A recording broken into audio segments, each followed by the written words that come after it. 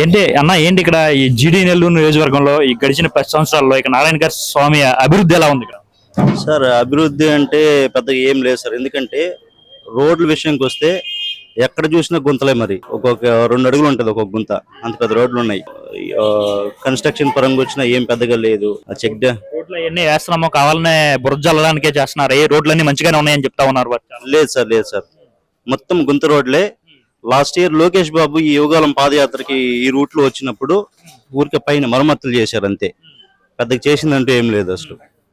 ఆ గుంత రోడ్లు అంతా అట్లే ఉన్నాయి. అది ఏంటి అపోజిషన్ లీడర్స్ ఇక్కడికి వస్తుంటేనే ఈ రోడ్లు అనేది పూడుస్తున్నారా, లేదంటే మామూలుగా దాన్ని పట్టించుకోవట్లేదు?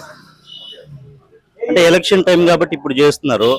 లాస్ట్ ఇయర్ వస్తే ఇంకా లోకేష్ బాబు పర్టికులర్ గా ఎక్కడైనా గుంత చూస్తే ఆయన వేలు పెట్టి మరి చూపెడతా ఉన్నారు.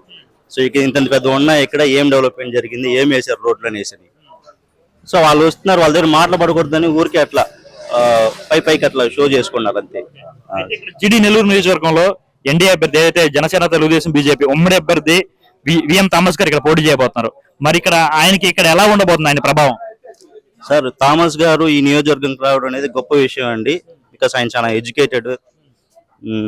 ఆయన చేతిలో ఎమ్మెల్యే పదవి అనేది పెడితే నియోజకవర్గం కూడా చాలా డెవలప్మెంట్ తీసుకెళ్తారు అనేసి సార్ చెప్తున్నట్లు. ఐటీ కంపెనీ అనేసి, కాలేజెస్ అనేసి, హాస్పిటల్స్ అనేసి, ఈ ఇన్ఫ్రాస్ట్రక్చర్ ఏ ఉందో మొత్తం ఆయన డెవలప్ చేస్తామని చెప్తున్నారు. అది ఖచ్చితంగా జరిగేది తీరుతుంది అది. ఎందుకంటే థామస్ గారికి ఇది ఫస్ట్ టైం ఆపర్చునిటీ.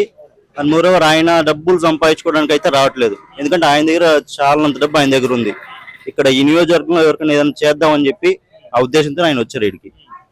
అది గెలుపు ఇక్కడ థామస్ గారు ఖచ్చితంగా థామస్ గారు గెలుస్తారు. ఇక్కడ థామస్ గారు 30,000 తో గెలుస్తారు సార్, తప్పకుండా మెజార్టీ. 45,000. అవునండి. ఎలా అంటే ఇప్పుడు అవతల పార్టీ వాళ్ళు కూడా అనుకోండి, వాళ్ళు కూడా ఆ పార్టీలో ఉన్న నాయకత్వ లోపం కావచ్చు, అటుపక్క డెవలప్మెంట్ లేదని ఊర్లోకి వెళ్ళినప్పుడు వాళ్ళని క్వశ్చన్ చేసేది కావచ్చు, ఇవన్నీ సహించలేక వాళ్ళు కూడా పార్టీలు మారిపోయారు చాలా మంది. ఇవన్నీ మనకు ప్లస్ పాయింట్ అయింది.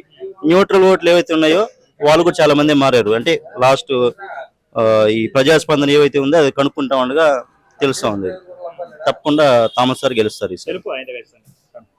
Thank you. జెండా పండుగ సాక్షిగా తెలుగుదేశం గెలిపే ఖాయమే.